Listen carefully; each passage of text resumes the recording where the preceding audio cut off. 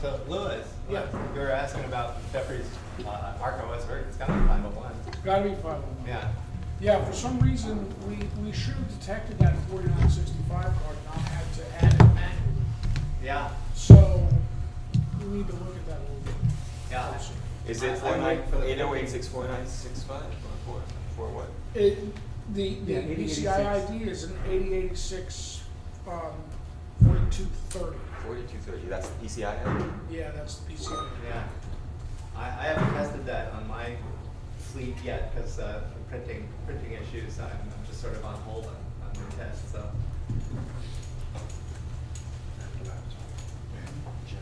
Ready? All right.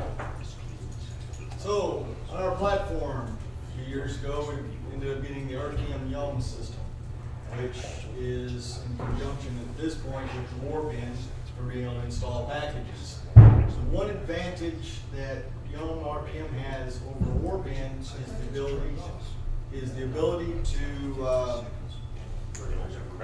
keep track of dependencies and to install not just the application itself, but any dependencies it needs. But part of the process is you have to go build the RPM to start with. So somebody suggested that, okay, well, why don't you do a presentation on the building an RPM? I built a couple of them. I haven't built that many of them myself. But at first I didn't think it'd be all that much interest, but I was convinced that, yeah, I think they thought it would be, so. Well, that's okay. Hence where this idea came from. So, Let's move on. next screen. All right, so the first thing is there's some helpful links here. The first one is just the Net Labs, which is where the RPM is being done at.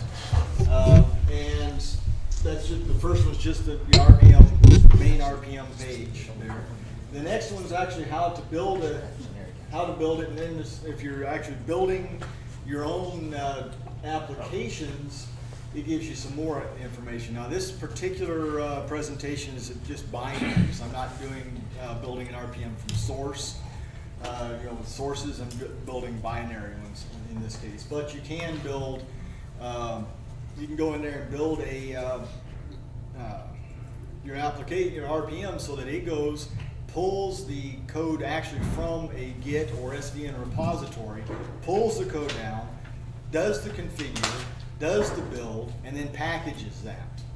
So it's it's rather powerful what it can do.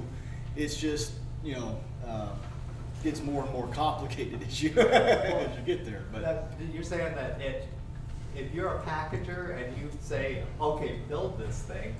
I mean, I don't even have configure on my system. RPM will go and say, oh, well, you have to have your system set up. But if your system, with the build environment, but if you have but if you go in there during the RPM process of building the RPM, it goes and pulls the source code. If you tell it to, it'll go pull the source code. Now you got to tell it to do all this stuff. Sure. But you tell it to go up and pull the source code, and then you say, okay, now run this configure with these configure commands. Yeah. In fact, you could even, if you need to step back, so a lot of times before you can even run the configure, you have to run autoconf. And you can tell it to run autoconf, and then run configure, and then run make. So and then it builds all that. You've Isn't reinvented configure Gen 2 autoconf Linux. make all RPMs themselves? Yes, but those have to be installed because that's your RPM. When you launch the RPM build, it's actually not going out looking for dependencies. So the dependency tree for that is not. Oh, okay. So you got to have your system set up for all that. Yeah. But if you have your system all set up, you'll just go through and build it and package it. Right. So. Okay. All right, and then this one here is from the Fedora project. Now they've actually moved away from Yum to something called DNF, I believe it is. Very similar package, but I don't really know what the differences are.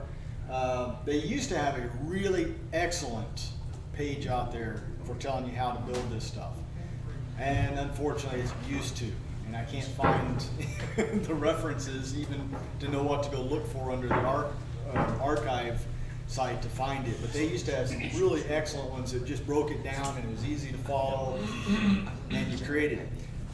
That's what's lacking is that really everything's good except for like the very first steps. You can go out there and find information on building the RPMs. It tells you, oh, go do this and you pull this stuff out. But it's those very first steps Yeah. that are missing. And that's, so that's what I had to go find and, when I was building the RPMs is that first step. And then, oh, okay, now I got the stuff that tells me what to do. But everything was lacking that first step. That page used to have the stuff that gave you those first steps. There is a book, an RPM, something guide for that you can pick up for a couple bucks used. Yeah, That has that kind of stuff in it. So, Like an O'Reilly. It's a big thick, I forget who the publisher is. It's a red net book. yeah. So, all right, next. All right, so the first things, and this stuff you can pretty much find, and this is on the, this stuff here is essentially on that RPM, the NetLabs Hot Packagers RPM. So you have to install the RPMs. You first have to just have your Yelm RPM set up. And if you're wanting to build from packages, you'll have to have all your developer stuff as well, which I don't have on here. But if you wanted to do that, you'd have to have your GCC configured, etc. installed. And then you need to install the RPM build.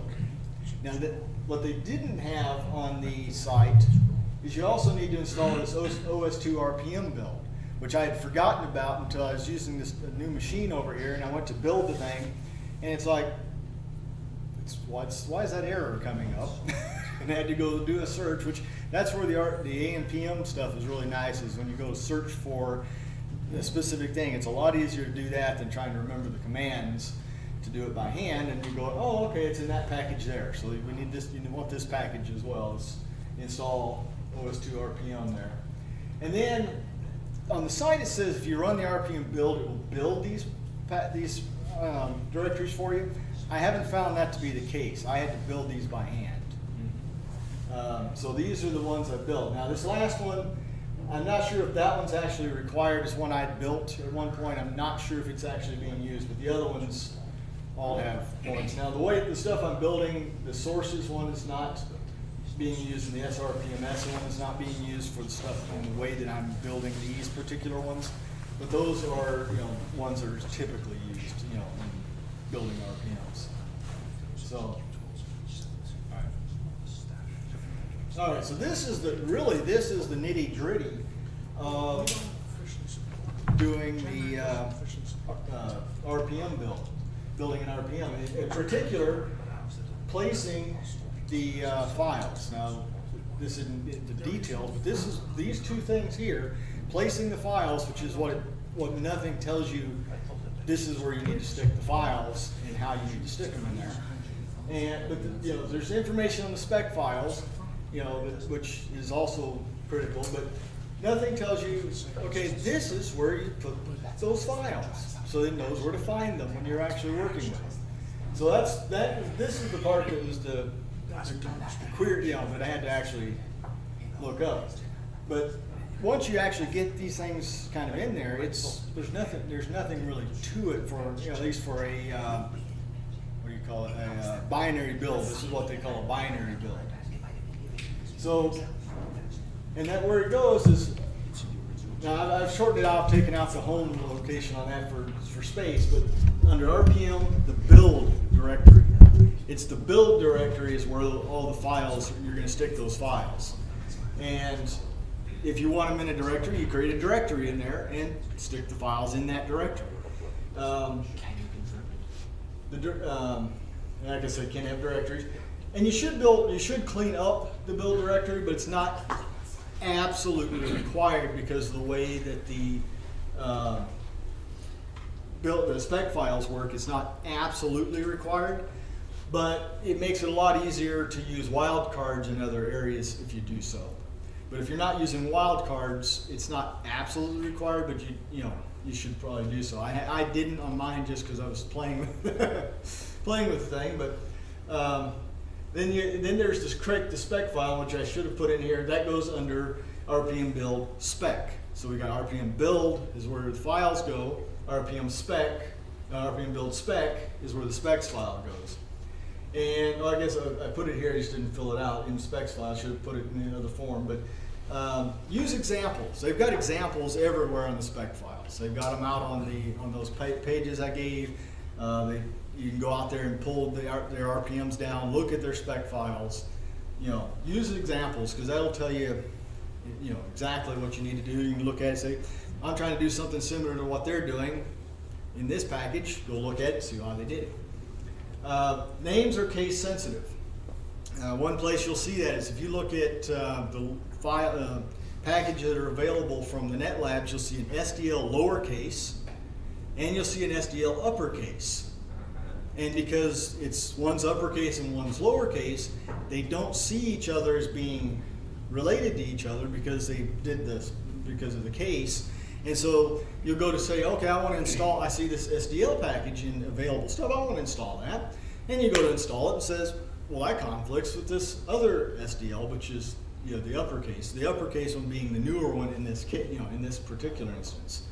And so you see the lowercase, well, I need SDL, and you're not remembering that you've already installed it, and it conflicts. And so it's a case sensitive thing. So, and that becomes important with your requires and your dependencies, you know, for the dependencies. So if you say I need SDL lowercase, it's going to look for SDL lowercase, and if you have SDL uppercase, it's going to be looking for the uppercase. That's in the spec files. In the spec files. So the names are case sensitive in there. One other thing is best practice to use versioning in your requires. We saw this was in your building doing an update, and you said, oh, I need libcx. Okay, well, there's a newer libcx, but it just says I need libcx. Well, I've got libcx. I don't need to worry about anything. Well, then it updates in the wrong order. Now it knows it has both updates available, but it doesn't know that it needs the newer one, so it just says, oh, I'm going to install the newer Python in this case. And then the newer Python requires libcx, so now it can't install, Python can't run anymore, so it can't update the libcx. So now the Python can't run until you go manually update that. But if you put the versioning in there, what happens is it actually says, oh, I need a specific version of libcx before I can upgrade the Python. So it says, oh, let's go get the new version of libcx, put that into play. And there's some magic that's being done to say, oh, make sure that, well, we have to reboot now before we upgrade, which technically you don't have to because it'll still run, the Python will still run, it would upgrade the Python and then quit running. But then you just reboot and you're fine. So, but if you don't have the specific versions, you can get to a point where something's not running. So it's best practice to put the versions in there.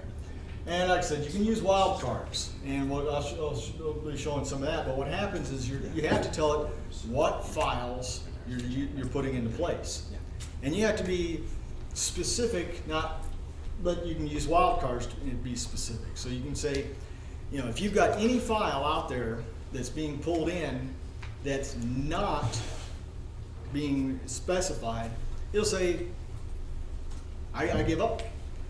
It won't go any further. You have to specify each file, but you can use wildcards for that specific specifications. All right, go ahead and next. Actually, let's go back to the slide. Let's go to the next one first. All right, I'll pull it. I'm not sure which one of these is going to show up better, so I've got it both here, and then go ahead and check the other, see which one. I don't know which one of these is easier to read. Both of them kind of show up poorly. This one shows better to me. Yeah, let's go ahead and try. Let's go back to this. Okay, so first thing you have in there, and I never got a better breakdown, so this is just kind of a quick. I've got a couple of these, but this one's got some things in my. Each of them has things that are available that's not in the other. But the name of this package is the first thing in there. It's the CDR tools, and then the version.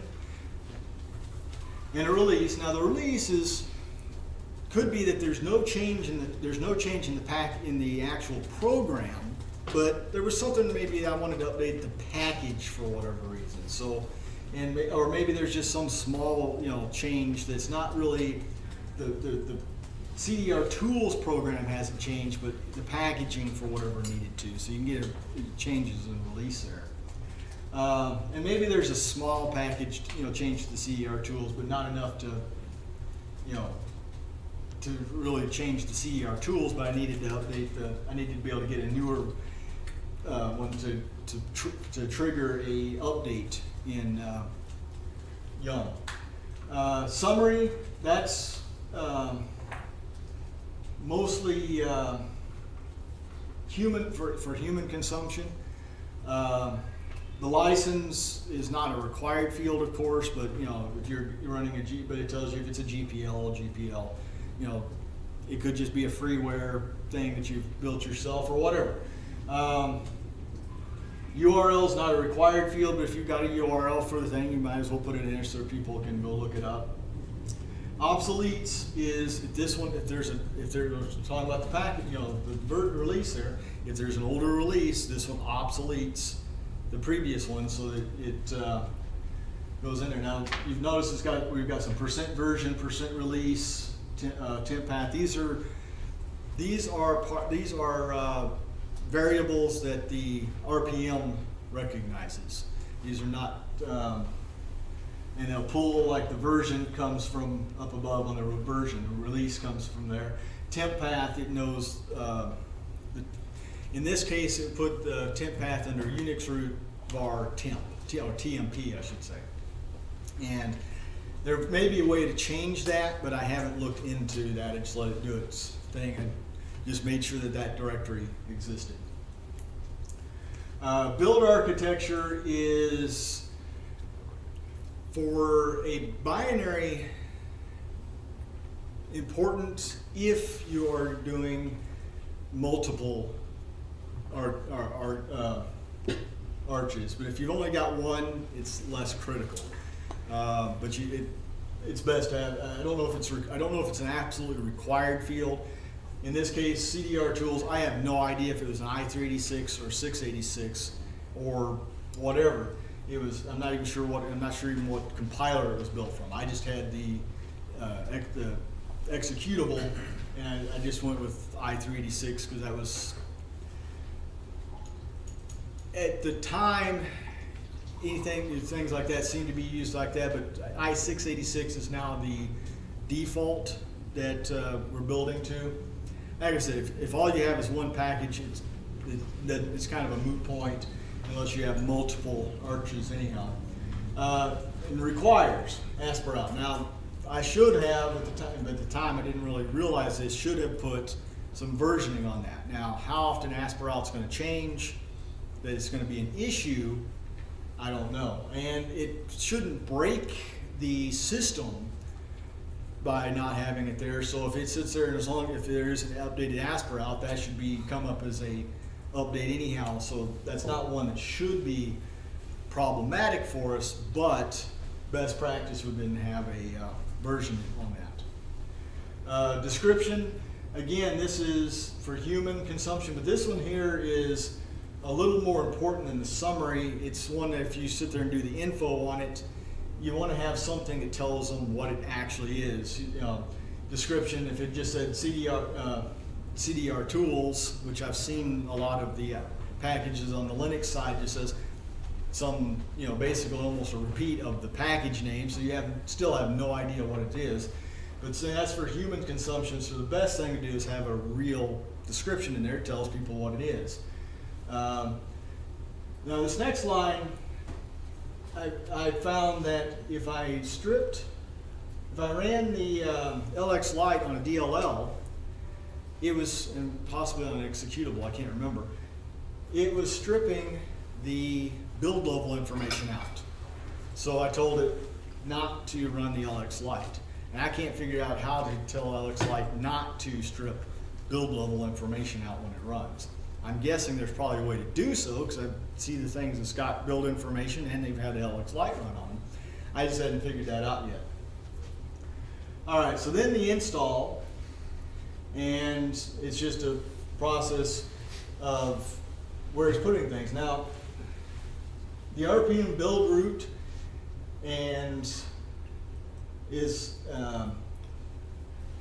is again,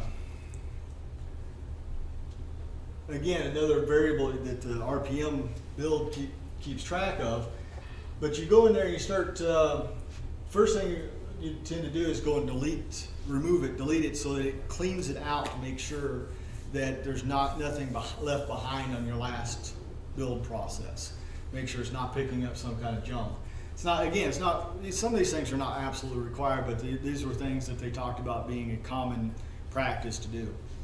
All right, so then you go back and you make the directory, and then at Unix root is just telling it where we'd be used to saying like percent Unix root percent. It's just a shell way of doing that. And what you're doing is under the build root, you are creating essentially the same place that you want to put these on when you install it on the system. So in this case, Unix root user bin, or Unix root user lib, Unix root user share doc. You know, these you end up creating that same environment locally as to what it's going to be when it actually gets installed. And then you actually start copying the files to those locations, just like where it'd be.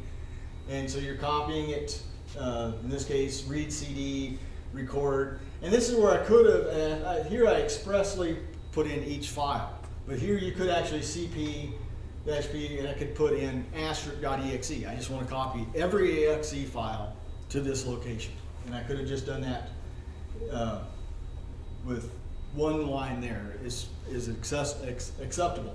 Now, if you do that, that's where you definitely have to go be making sure you're cleaning up your that directory, because otherwise, if you haven't cleaned up your build directory, it'll catch your, if you do an asterisk.exe, it'll capture every exe that you've left in there. And then all of a sudden, instead of just being CDR tools, you could have, you know, every other package you've ever built. So it's not, that's why I say it's not required, but it's a good idea to do so. All right, and then this is where I was talking about before. You have to have all of your files listed. This here, you would think, when you're just sitting there trying to build the thing, you would think that this tells it this is all the files, and once the files are in there, this is what I want done. No, you have to come down here in the file section, now explicitly tell it every file that you had up here. It's, you know, it wasn't something that until you sit there and start trying to figure out what's going on, why the thing's not building. So, and in this case, I put the files, the executables under files, and under doc, I put the ASCII readme file.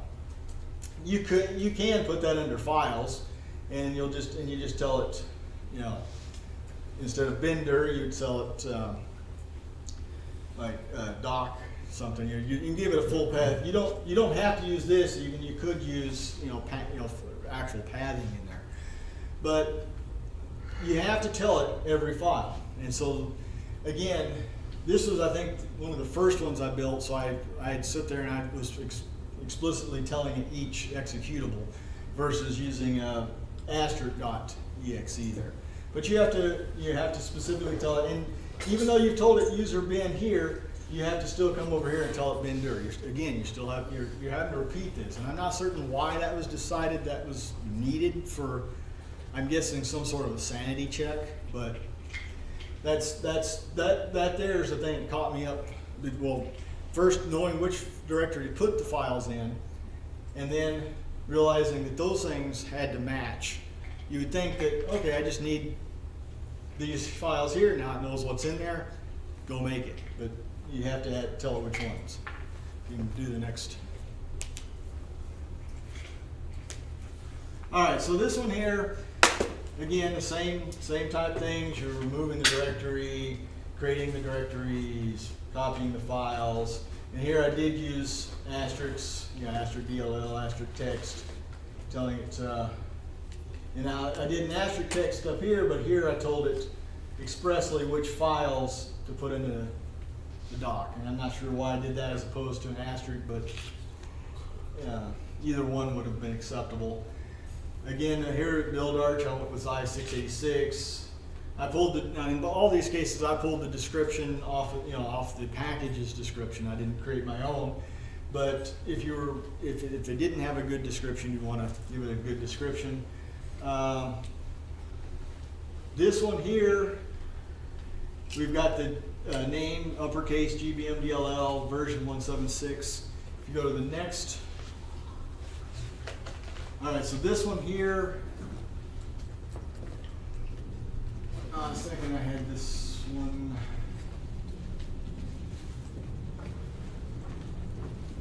No, okay, let's go do the Alt tab. It's not as easy to see, but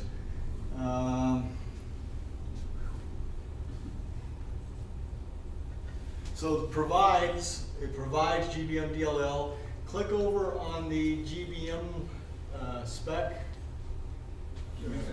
First line? Oh. Yeah, right there. I don't know how to get this thing. I don't know of any way to get it bigger, but basically, all I want to show in this is. Is that a web browser? No, this is a text editor. Oh. Just a plain text editor. And I'm looking for a specific. So the provide says that this one provides this. Go back to the GBM DLL. Okay. Provide this. It provides. I'm looking for the one that says requires. I thought try the GBM DLL. All I want to do is show that. Okay, requires. So provides GBM DVL, and then this one here requires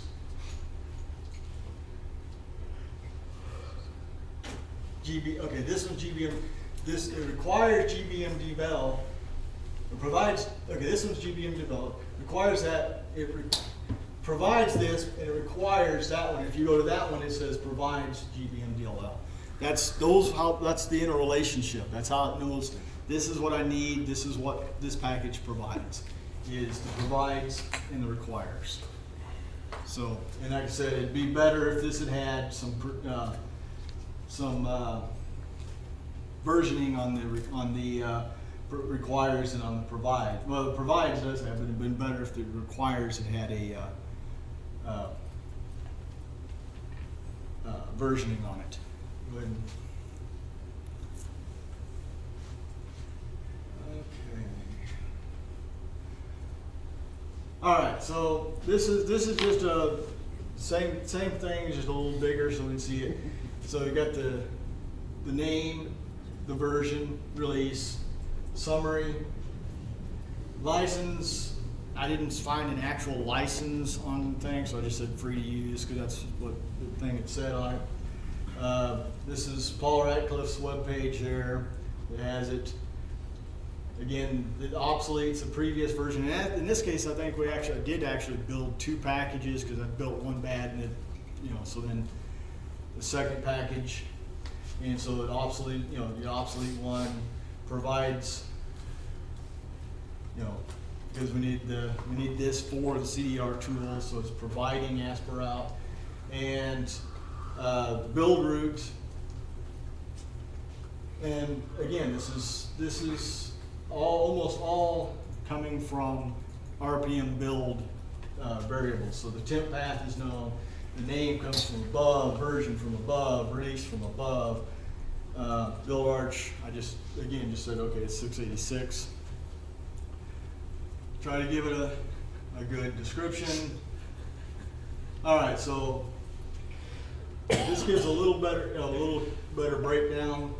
And this is just the install. So we're removing the directory just to clean it up. We're rebuilding. The -P on the maker tells it to build every directory in path is why that's there. That way you don't have to build each one individually.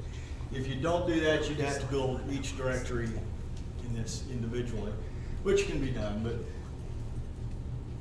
And then we're copying. Again, I expressly filled these out, so I want to copy these executables over.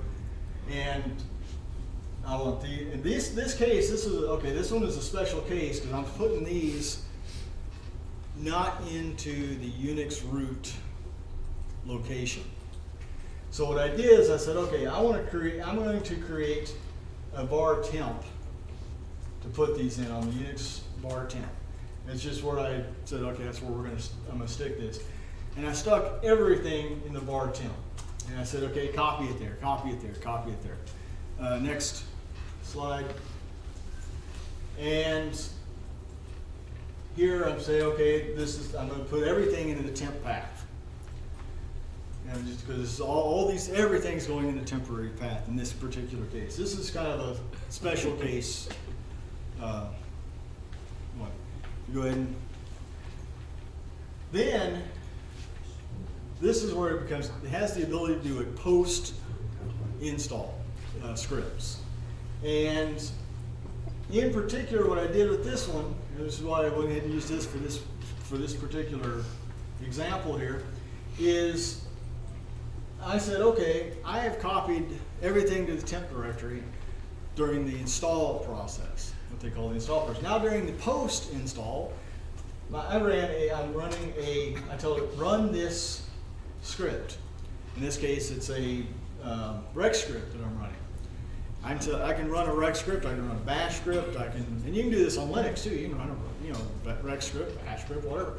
Works the same way. You can just run your script, and then this script goes in there and says, okay, I'm going to go out and look. In this case, I was looking for, is this an ECS machine that has a ECS directory? Is it an ARC OS that has a sys directory? Is it just an OS2 machine that has neither? So I'm going to be sticking it like into the OS2 under the OS2 directory. And then I also looking for the boot. I have to look for the boot drive, and I'm looking for the boot drive also because I want to stick the device driver. In this case, I'm sticking it under. I believe I just stuck it under OS2 boot because I don't like boot. I don't like having device drivers off on anything other than the boot drive myself. So I don't like having dependencies on some other drive that may not be working. So that's largely why I did that. So this script runs and it does all the real work. And then I put in a note that says, okay, your config sys has been changed, you're going to need to reboot. And then that will actually show on the system. Now, if it's installed through npm, I'm not sure if that'll actually show up or not, because some of the post things may not be working on that. I'm not certain how that, I'm not sure, I haven't fully understood exactly what was some of the issues that you've seen on that. I don't know if none of it runs or some of it runs, I don't know. Yeah, I'm not too sure. So. Thing is with the echo stuff, that just goes out to the console. Yeah, so you probably wouldn't get that. I'm guessing the script should run, but then the echo stuff probably wouldn't. Well, I mean, if it echoes, but since it echoes to the console, it won't show up in the GUI. Yeah. That's what I'm saying. Yeah, you're not going to see it. So, but even so, if you're so this is assuming just normal YUM, not npm Although specific. the GUI does have logic that if any string starts with error, it will show that in the standard output. I guess I could have put error. Yeah. You're going to need to reboot your machine then. Yeah. All right. I mean, it can be extended. Yeah. So I just wanted to tell this was just telling this person that, in order for this to work, you'll have to reboot. It doesn't require your system to reboot because you don't have to reboot, but it's not going to work till you do. If you're installing an executable at this point and you're post-install, and let's say that executable was locked and you forgot to unlock it or something, and it does return an error, you're going to npm would show it, but do you have a return code that says, hey, this is bogus? Or, that part of it. What do you do when you write that command? Do you return an error code, or do you say, hey, that didn't work? I'm not 100% sure. If the ASCII I know. wanted to say it didn't work. If the file is executable or DLL is in use. Now, normally I'm probably gonna run an unlock, Yeah, but if sure. I'm not running let's say for whatever reason, I don't set up to run an unlock, or didn't, Some have normal conditions. Something have- Whatever. some Some have have normal normal conditions. Any error condition that gets picked up by the Python script that Yum uses to run I think it's would gonna get fall picked up by the Python exception handler and then passed back to the GUI. Yeah, but how I do don't you know. writing a command, post install command, to say, oh, I failed. Well, RPM is called by the Yum Yeah. script, which should pick up the return code. I don't yeah, know that much about how the Yum So, internal I'm just stuff saying handles it it, but has it to should get get passed returned. back. Yeah. Yeah, What do you return for success then? In the case of success, it would not trigger an exception in the Python, Right. and then that would. well, in this case, okay, actually, I guess, okay, so if my rec script, if during the post, it's actually outside the Python, Oh, is it? I think so. Because it's gonna launch it, I think, as a separate process. I could be wrong, but I think it's gonna launch it as a separate process. It might catch the return codes, I'm not sure. And to be honest, I hadn't thought of that, so I'm not certain. Okay. And in Because case that, I was thinking, this whole time I've been thinking along the lines he was, but I hadn't really thought about the fact that this being a separate, possibly being run in a separate process. I'm not sure. It may be like he's thinking that the Python's going to be monitoring that, see that there's an error, and then report the error. ultimately, it is Yum that is going to be running RPM, and Yum is responsible for handling how it, Yeah. what happens, and then passing that back. But post stuff. How Yum does stuff. Well, in either case, it's Yum Yeah. running. Yum's responsibility to be able to take care of that stuff like that. Whether it does or not, Okay. I don't I'm know. not sure. But if you wanted to signal Yum that, hey, it didn't work, Um, I'm sure. yeah, I don't know if you have to explicitly do that somehow. Okay. It's possible. I'm not sure, because I'm not sure how closely Yum's monitoring at that stage. Yeah. Yum is When almost impossible to make sense of the internals of. Yeah. So. When I was setting this all up, I was thinking in terms of Yum handling failures, but I didn't think of in terms of Yeah. if in the post, Okay. because the post, like I said, may be running in a separate session, and at that point, Yum has said whatsoever is going to happen is going to happen. I don't know how it's doing it.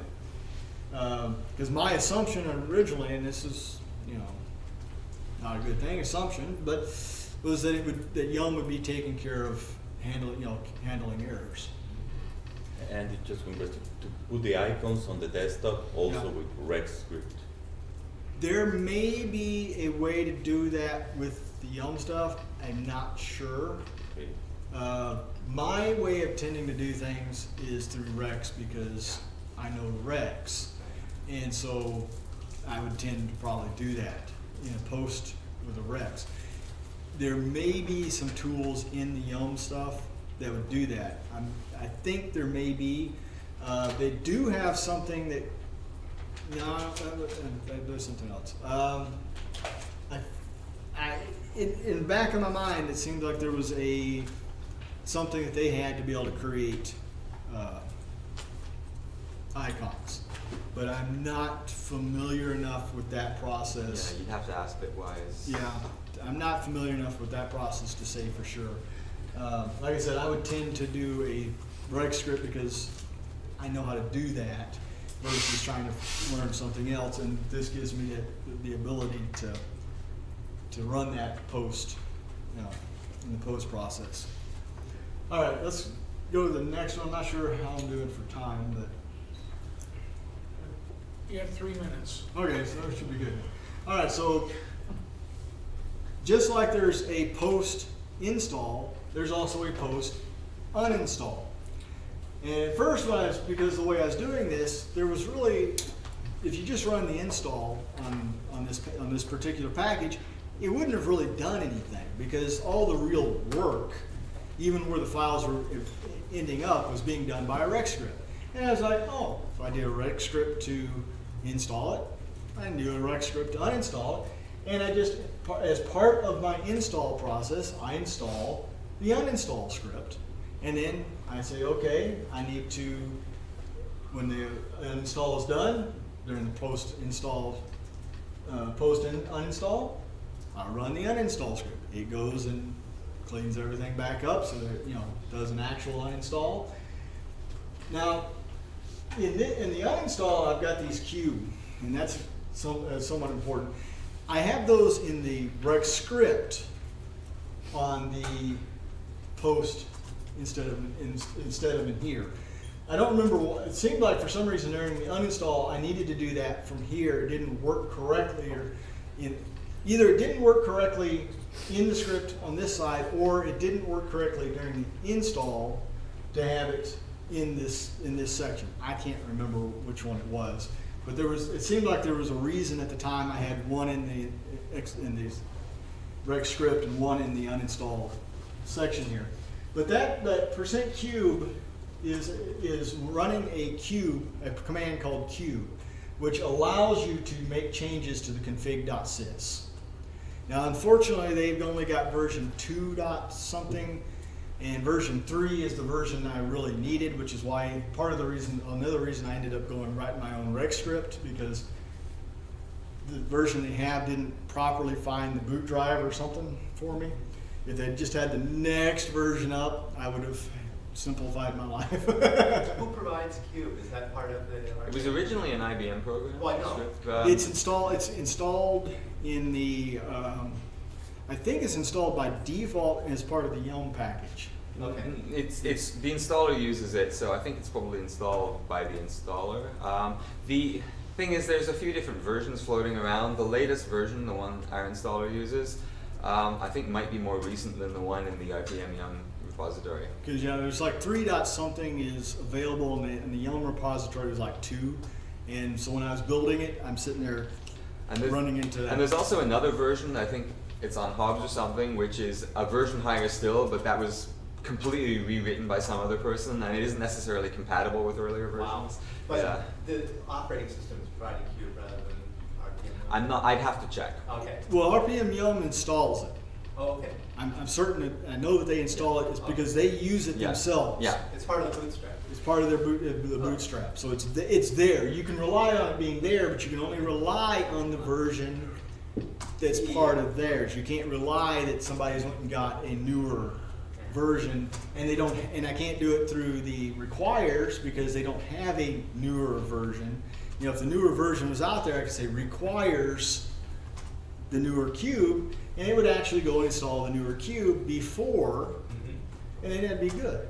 But if it's not available, I can't require something newer than what's available. So, and again, I echo saying, okay, we need to reboot. Okay, well, anyway, let me go touch on this right quick. So the %cube, I'm deleting the base drive that I added, deleting the ASPER out from the config sys. This actually wrapped, deleting from the config sys. So that's how that works. You can add lines, you can delete lines from the config sys. You can change lines. I think there's even kind of a change line. But I had, now this here, the C, it actually, you do put C there, but it will change that to whatever the boot drive is for in this particular instance here. All right, I think we're just about there. All right, so this is just a quick overview. Mostly I put this in there so if anybody's looking at the slides later, it kind of goes over what the things before were descriptions, give it a name, the version, release, summary, obsoletes, provides, description, the installs, builds and build root, wildcards allowed. Files must list all files to be installed. If there's any that's not listed, it's going to say, hey, I've got this file I don't know anything about, and it's in the build of the RPM. Post allows you to run the scripts, including regs. You could even create a wrapper of a WPI. So you could actually launch an RPM that then launches a WPI. So the WPI runs, installs in Warpin, and then closes back out.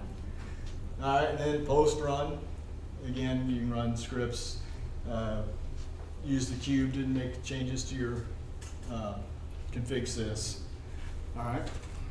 All right, so now we've got our RPM set up, our RPM spec set up, we've got our files and their locations. Like I said, we're doing a binary build. So RPM build space dash BB, binary build. And then you have to give it the location and the spec name. So, and then if everything says, if it didn't throw you any errors, you go and look under RPMS and whichever platform. That's where we had to, or actually I said platform, actually I should have said Arch there. So if it's I-686, I-386, that's where it becomes important, even if you only have the one, so you know which one to go look under. So if it's RPMS, I-686, RPMS, I-386, you should have an RPM build in there, an RPM in there. And any questions? Yes? The uninstall, does it do a complete scan of the dependency tree of the system? The what is it? I'm sorry. The uninstall. The uninstall? Does it do a complete? The uninstall will go back and it knows what you told it that you installed. It doesn't go looking for anything. It just says you installed this, uninstall this. Okay. What if it's used by A weird corner case. Okay. You install program A, Okay. which has dependency B. Okay. Then you install program C, which has dependency B. You uninstall program A, Okay. which uninstalls dependency B, which follows up program C. That should not happen, because what will happen is that if, let's say that you uninstall B, we'll uninstall C and A, because C and A have a dependency on B.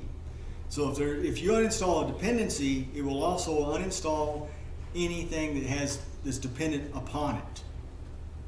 So if you uninstall, in this case we had Asperout is a dependency for CDR tools. So if you uninstall Asperout, it would also uninstall CDR tools. No, I'm thinking of, That's what it will do. yeah. Now then, if you install a package and it installs a require, typically it will not uninstall this may be somewhat version dependent and such, but it will not typically uninstall the require. So unless it's part of a group. Now they have a thing called groups.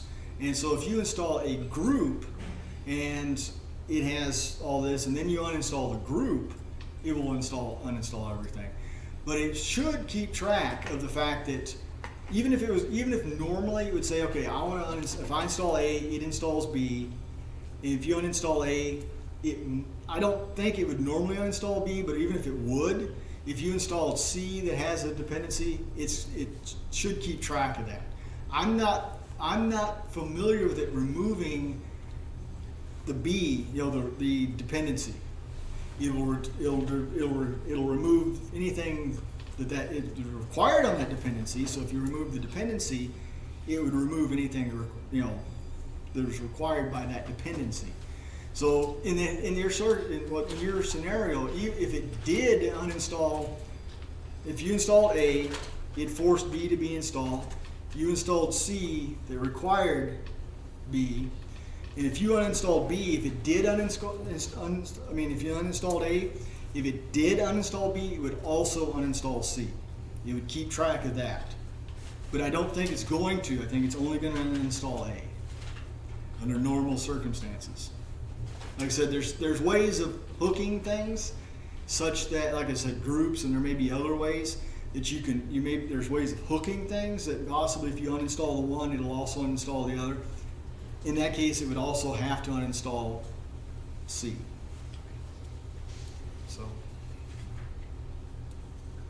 anything else?